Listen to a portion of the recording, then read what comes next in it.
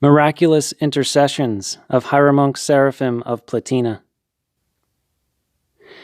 The following are accounts of select miracles from Hieromonk Seraphim of Platina, as recorded in Father Seraphim Rose, His Life and Works, by Hieromonk Damascene. In January of 1983, 4 months after Father Seraphim's repose and only 3 weeks before his own repose, Bishop Nectari sent Father Herman an encouraging letter in which he told him to trust in the prayers of your heavenly patron, our Holy Father Herman of Alaska, and of course in the prayers of your Sotennik, the late Hieromonk Seraphim. And Archbishop John, the bishop continued, does he not raise his holy prayers to the throne of God, begging help for you to strengthen your will and to give powers for further building up and making firm your holy monastery? After all, it is a child of Archbishop John. God is the God of the living, and not a God of the dead. Both Archbishop John and Father Seraphim are alive with the Lord, and doubtlessly have boldness before the throne of God. Address yourself to them. Feel and believe in their prayerful protection and help. Be valiant, be manly, and may your heart be firm.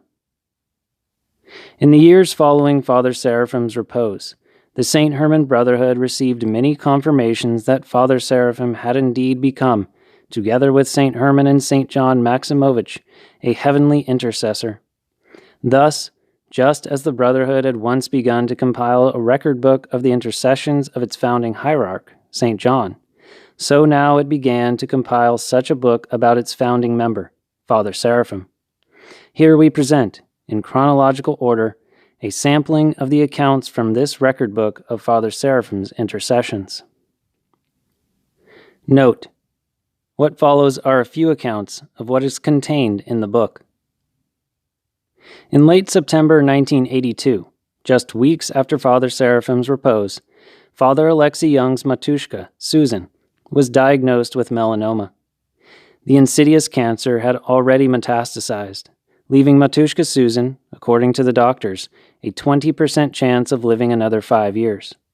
Her youngest daughter, Faith, was only 5 months old then, and for her sake Matushka Susan begged God to grant her this reprieve.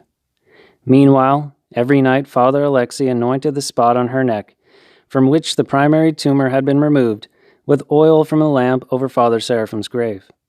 On December 6, 1982, one of Father Alexei's parishioners, Martha Nichols, wrote to the monastery, I don't feel that Father Seraphim is very far away. I recently dreamt that I walked into a crowd of people, and there was Father Seraphim, dressed in his monastic garments with a black cap, skufia, on his head.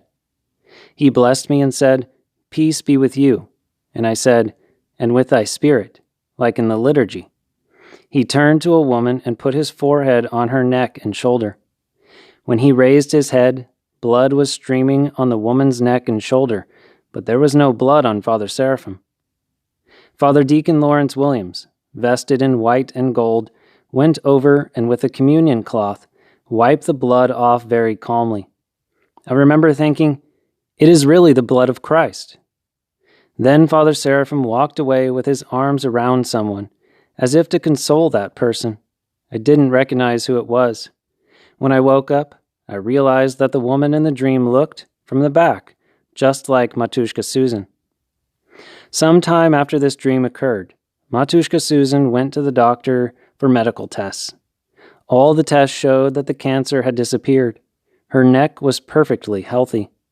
The doctors at the clinic specializing in melanoma acknowledged it to be a miracle. Matushka Susan lived for another 14 years and reposed on November 29th, 1996. In 1979, Pastor Marian Cardoza, who is connected with the Evangelical Orthodox movement, began to write Father Seraphim heartfelt letters expressing his desire to enter more deeply into Orthodoxy. At that time, his church near Santa Cruz, California, called the Hippie Church because it brought in young seekers from the counterculture, had not been received into the canonical Orthodox Church, and in fact it had practically no contact with traditional Orthodoxy and its monasticism. In August of 1980, Father Seraphim wrote to Pastor Cardoza in order to arrange a meeting. I have received your second letter and am very touched by the urgency of your appeal to find the true roots of Christianity. May God reward your search for true orthodoxy. I myself found it 20 years ago after a fruitless wandering in Oriental religions, and I have never doubted that this is the true church established by our Lord Jesus Christ. The pitfalls in the way of finding and becoming one with Christ's church are many, as you yourself have already realized. I myself believe that if one is absolutely sincere and truthful, and will beware of trusting his own opinions and feelings, God will grant him to find his church.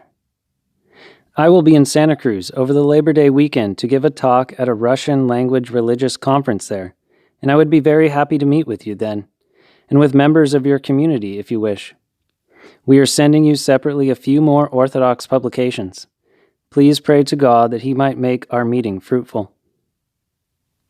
When Father Seraphim came to visit the church on September 5th, a parishioner who saw him outside told Pastor Cardoza, "There's a heavy dude out there." The pastor, afraid it might be a member of the motorcycle gang, opened the door and saw for the first time in his life an Orthodox monk. Father Seraphim talked with him for 2 or 3 hours, and as he arose at the end of their talk, he reached out and hugged the pastor. "God is in this place," he said emphatically. "Stay on the path." Later, Father Seraphim wrote in his chronicle, "A good meeting. He has read much on orthodoxy and seems to accept it in his heart." Father Seraphim saw that the church, having come from a Protestant background, still had much to learn, but he believed that if the people continued to seek the kingdom of God, all things would be added unto them. He especially valued their attempt to save the victims of today's counterculture, having once been one himself. After Father Seraphim's repose, Pastor Cardoza needed a larger church for his growing community. An ideal church was available in the town of Ben Lomond for $250,000, but his community had no money at the time. Taking some earth that had come from Father Seraphim's grave in Platina, he sprinkled it over the church's grounds and asked Father Seraphim for his heavenly intercession. The next day, the lady who was selling the church told the pastor that he could move in right away and not worry about immediate payment. The community was subsequently received into the Orthodox Church, grew to include over 300 families, and became widely known as one of the most fervent convert parishes in America. Its original pastor attributes the miracle of the acquisition of the Ben Lomond Church to Father Seraphim's prayers in heaven. Having taken the name Seraphim out of gratitude to Father Seraphim, he now serves as the priest of St. Innocent's Orthodox Church in Rogue River, Oregon. In 1985, the Brotherhood received the following letter from a frequent pilgrim to the monastery, a 25-year-old Greek-Arabic man named Paul Baba. "Father Seraphim has answered my prayer. Yesterday was probably one of the worst days of my life. I was just about to fall apart. The problem I was having was all about how I didn't want to spend most of my time serving and pleasing man in this world, with the musical talent that God gave me. What I mean by pleasing man is when I write dancing tunes that are so useless to man's salvation, songs that do not take any talent whatsoever. The only reason I would write them is so I could get paid a lot of money. As you know, I've been writing Byzantine chants. In my heart, I feel so at ease serving God, serving the church, and doing something useful for the salvation of man. But even though I've been writing chants, my life still feels very empty. I've been told I need a degree if I'm going to continue to write chants. If I don't have a degree, no one will recognize me as a writer. Well, GB invited me over to his house yesterday and gave me the new Orthodox word on the obstinate elders to read. As I was leaving for home, which was at midnight, I fell into despondency. I was so hurt because I felt as though the church wanted neither me nor my talents. Then I remembered Father Seraphim lying dead in his coffin. I remembered watching people touching him and praying to him to intercede for them. These people would cry their hearts out as though they needed help in their spiritual life. I was so tired of being sick at heart that I went to bed and, right before I slept, I asked Father Seraphim to help me. A tear came rolling down from my eye. I guess I was just so hurt and alone. In my dream last night, I was in the old church at Platina, looking at Father Seraphim lying dead in his coffin. He looked so humble and innocent that I felt compelled to give him a layman's blessing with a sign of the cross. As I thought of my problems, I started to cry heavily right over his coffin. I felt so alone and in need of comfort that I got on my knees and lay my head on his shoulder. I kept crying and crying. I started pouring out my troubles about how no one accepts my talents because I don't have a degree and how I feel so alone in the world. I went on and cried and cried. After I was done letting all my problems out, I felt so warm and comforted that I wanted never to leave. I had to leave, though, and as I looked at his face, he had tears rolling down from his eyes. It was so beautiful to see that he entered himself into my sorrow. And as I hugged him in parting, I heard his voice say, "You will get your answer." Then I woke up, and it was morning. For some reason, the first thing that I did was to read the whole Orthodox word on the obstinate elders. When Father Seraphim was alive, he used to say to me, "You think you've got problems? Read the lives of the saints." So with that always in mind, I read the obstinate elders article. They were so beautiful, but still no answer to my problem. But there I saw on the next page, written by Eugene Rose, "The love of truth." There was my answer. It was so true and encouraging for me to do what is right, especially when I read, "For the rest, it's a matter of making money, getting a secure place in life, and using the mind as a kind of toy, doing clever tricks with it and getting paid for it, like circus clowns." You see, I wouldn't last here in the world by rearranging the talent God gave me to satisfy my stomach. God is glorified through his saints. Father Seraphim gave Paul his answer in more ways than one. Since writing this letter, Paul was given unforeseen opportunities to serve Christ in his church, in much the same way that Father Seraphim did. For several years he ran a popular Orthodox book and icon store in San Francisco, in a storefront right next to the one where Father Seraphim and Herman had theirs. Through him and his store, hundreds of people were converted to Orthodoxy. Today, Paul is married, has 3 children, and serves as the priest of the Virgin Mary Orthodox Church in Sacramento, California. In 1995, a Roman Catholic priest in Italy, Father Andrea Casinasco, was so moved by reading Father Seraphim's biography and works that he made the decision to convert to the Orthodox faith. Later he became an Orthodox monk and priest, taking the name Father Ambrose. In gratitude to Father Seraphim for changing his life and leading him to the true church, Father Ambrose commissioned an iconographic painting to be made of Father Seraphim by a Romanian iconographer, Father Ireneu. A fine piece of work, bearing a close resemblance to Father Seraphim, the painting is a pre-canonization icon lacking a halo and the word saint. Clearly, it was made with the hope that these elements would be filled in when, God willing, Father Seraphim would be formally canonized. The painting shows Father Seraphim holding a book on which are written his now famous words, translated into Italian. "It's later than you think. Hasten therefore to do the work of God." As has been seen, local grassroots veneration of Father Seraphim, the first prerequisite for canonization, has occurred since the time of his death. Today, probably the most widespread veneration of him has been occurring in Russia, where the above-mentioned pre-canonization icon of him is now being sold in church bookstores of the Moscow Patriarchate. On February 19, 2001, the St. Herman Brotherhood received the following letter from an American Orthodox missionary living in Moscow, Richard Betts, and a miracle connected with this. I was just contacted by Slava Vyacheslav Marchenko with some incredible news.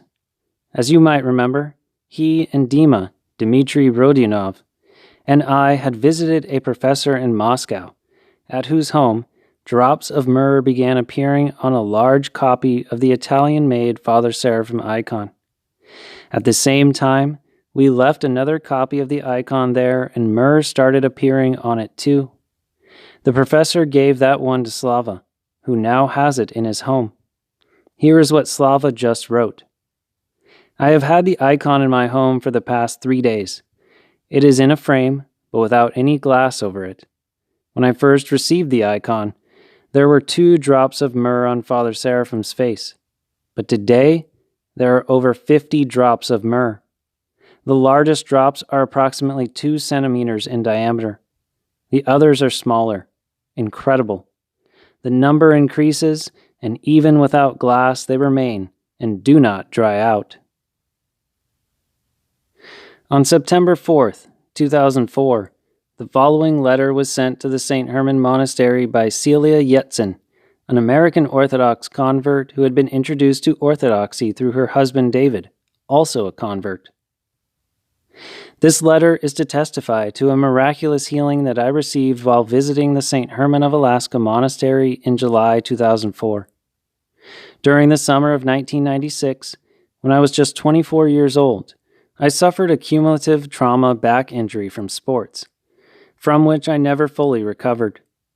I was never able to run again, and had pain and stiffness when either walking or sitting for more than 20 to 30 minutes.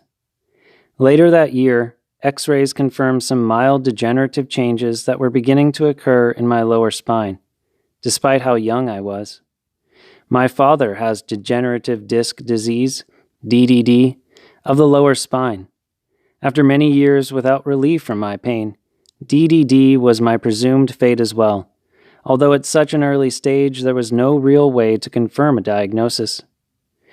In the past 8 years, I have tried many types of treatments, from TENS electric stimulation treatments to physical therapy, prescription medications, ointments, and various exercise programs. None of these attempts worked for me. I went to sleep each night in pain. For 8 years my pain had never relented. I had grown accustomed to living with it daily. I had to give up the running that I loved so much, but I've always been grateful to be otherwise healthy and able to walk without too much hindrance, despite the presence of pain. In July 2004, my husband David and I made a pilgrimage to the St. Herman of Alaska Monastery. While there, we went to Father Seraphim Rose's gravesite to pray. At one point during our silent prayers, David put his hands on my back and continued to pray. I did not know what he was praying for, but knowing David, I guessed that he might be praying for my back.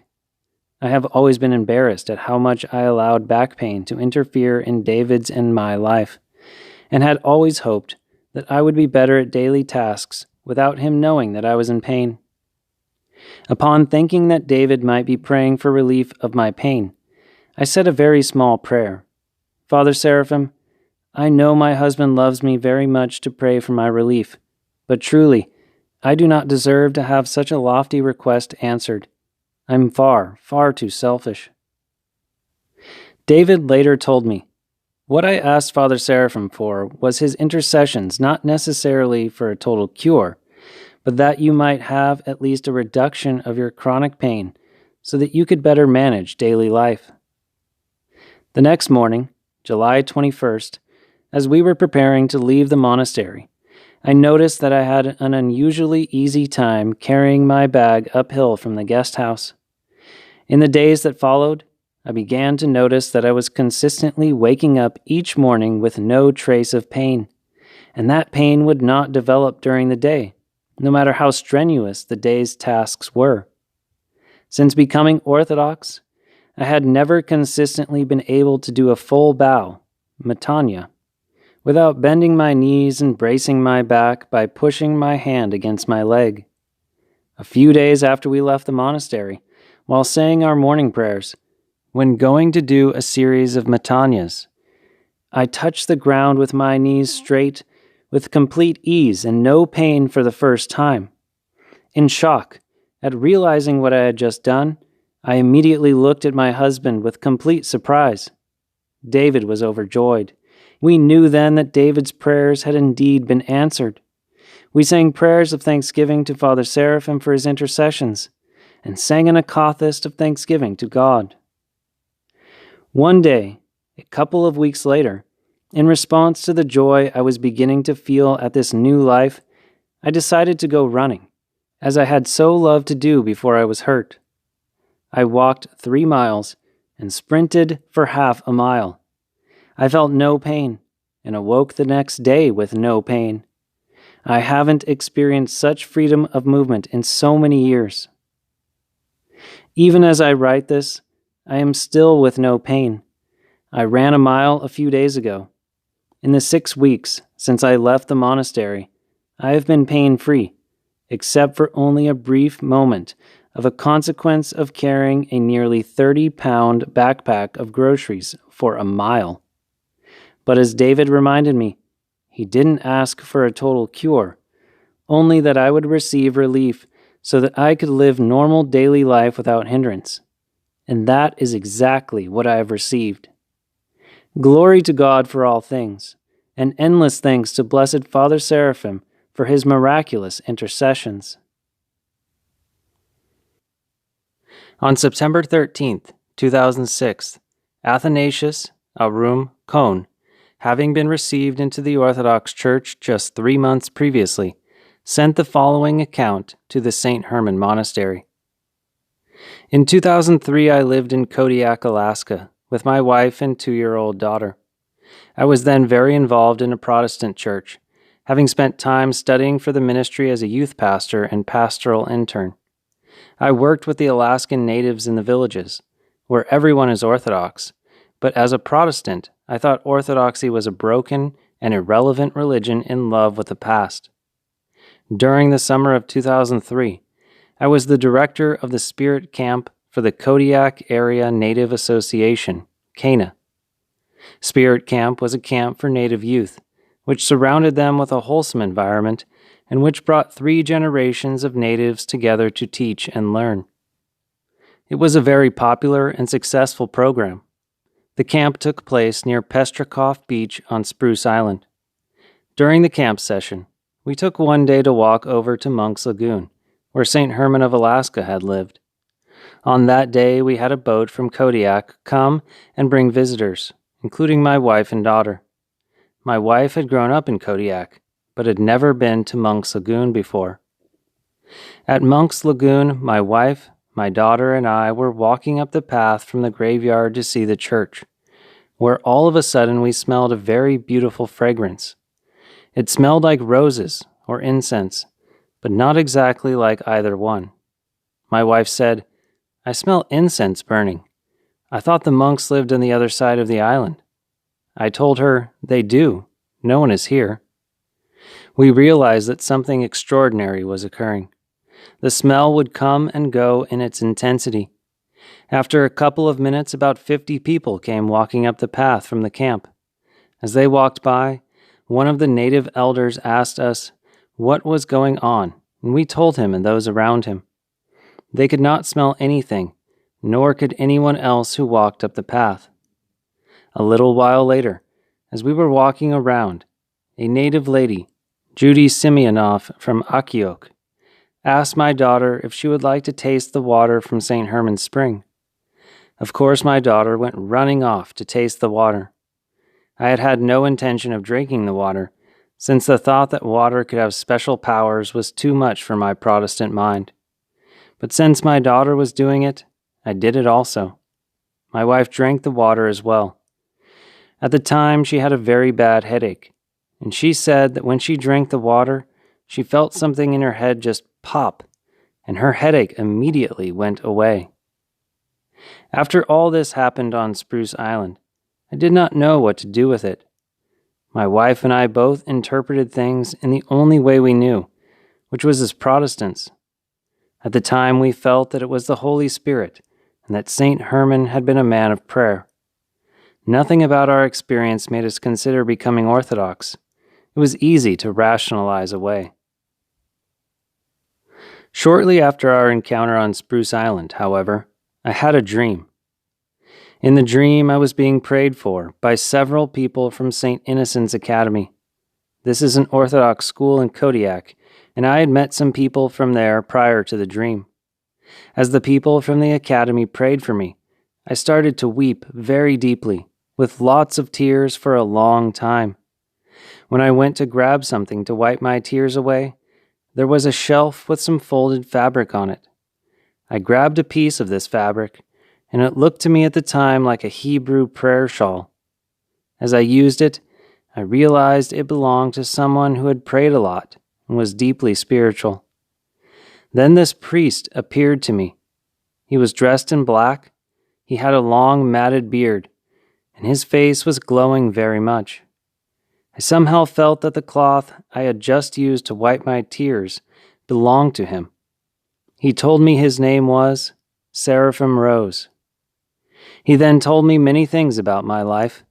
He told me that I had a calling on my life, that I was to become Orthodox and a priest. I started to argue with him, telling him that I did not want to become Orthodox and wear a stupid black hat. Then he told me many other things, but I do not remember them now. I do not know why I cannot remember them. I awoke from this dream and realized something deeply spiritual had occurred. I wish to make it clear that, before that dream, I had never heard of anyone named Seraphim Rose. Being a Protestant, I was not comfortable with a priest visiting me in my dreams, especially one who was dead, as I somehow assumed the priest in my dream to be. Regular dreams I can shake off, but what I had experienced was different from a regular dream. It had an intensity that made it impossible to forget or ignore.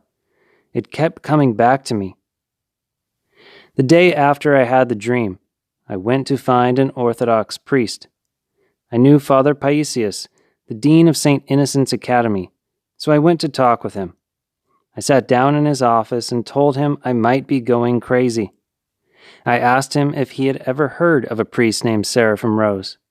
He of course got excited and said yes, and handed me a very large book about Father Seraphim and his life. Then I told him the story of my dream. I took home the book about Father Seraphim and began to read it over the weekend. I was amazed at the life of Father Seraphim. This was an orthodoxy I knew nothing about. The main thing that amazed me was how deeply Father Seraphim allowed the early church fathers to imprint on him their thought and their way of life. After the dream of Father Seraphim, I just could not shake it. I could not rationalize this away. This dream had deeply affected my soul. I began to ask questions of anyone and everyone I could find and to read books. I even went to St. Michael's skied on Spruce Island for a weekend. I was deeply impressed with the spiritual atmosphere there. When I walked on the grounds of the monastery, I felt like I had walked onto a peace envelope. It deeply impressed my mind. After the dream happened, I began to look at Orthodoxy very closely. My wife began to joke that I was having an affair with Orthodoxy, since we were both deeply committed to our local Protestant church. Certainly the new direction that had opened up for us was not one that we had been looking for. We had thought that we had our lives figured out, but now we were taken out of our lives. It was very disruptive. I began to do the Orthodox Compline prayer, since a good friend told me, "You cannot understand Orthodoxy outside of prayer." About 3 months later, I was reading a prayer by St. Basil, when I realized that this man in 25 lines had completely described the necessary elements of approaching God. I remember thinking, for the first time, that this man really had seen God, and perhaps I have not. On Pentecost of 2006, after having undergone many trials in our preparation to becoming Orthodox, my wife, my daughter, and I were baptized and chrismated at the St. Silouan Orthodox Church in Walla Walla, Washington. In recounting the visitations that started us on the path to the Church, I would like to say that I do not think these things happened to us because we are special in any way. It was simply God's mercy. I believe He knew that we were going to have a long and painful road to orthodoxy, and He wanted to give us something that could anchor us during the coming tribulations and keep us trusting that the Orthodox Church was real and His Church. In coming to orthodoxy, we are now surrounded by a depth of spirituality that is completely amazing. The spiritual inheritance of the saints, the wealth of their teachings, the wisdom of the Church, the feasts, the Orthodox prayer, as we learn to live a life of humility within the Church. Orthodoxy is far more complete than I had ever imagined. I will add that I regularly ask for both St. Herman's and Father Seraphim's prayers now. How far I have come from being a Protestant. I ask for St. Herman's prayers especially for the people of Alaska, and Father Seraphim's prayers to keep us on the royal path. The author of the above account, Athanasius Cohn, was ordained to the holy priesthood on December 19, 2012, by Metropolitan Hilarion, Chief Hierarch of the Russian Orthodox Church abroad. He is now a priest of the St. Silouan Orthodox Church in Walla Walla, Washington. While Father Seraphim's legacy indeed belongs to the Church throughout the world, both to cradle Orthodox and to converts, it may be said to belong first of all to his fellow American-born converts to Orthodoxy. Father Seraphim is America's own righteous one, someone whom American converts can look up to. By the grace of God, he was raised up in a particular place at a particular time, in order to be a pathfinder for the rising generations of American Orthodox converts, who are ever increasing in number. It is through more than his literary inheritance that Father Seraphim is leading these converts. As the accounts related in this chapter indicate, Father Seraphim, being still alive in Christ, is even now personally drawing people into the fullness of the ancient Christian faith. 20 years after Father Seraphim's repose, Hieromonk Ambrose, formerly Father Alexei Young, affirmed his belief that Father Seraphim continues to build bridges between American spiritual seekers and the heart of ancient Christianity. He writes, "Shortly after his repose, I began to pray to Father Seraphim daily, asking him to continue being a bridge builder, both for me and for other converts. And I absolutely believe that he has been and still is fulfilling this great need. Now, however, 2 decades after his death, I hope he is also building a bridge for me from this world to the kingdom of heaven, where he intercedes for us all. For truly we can say, Holy Father Seraphim, pray to God for us."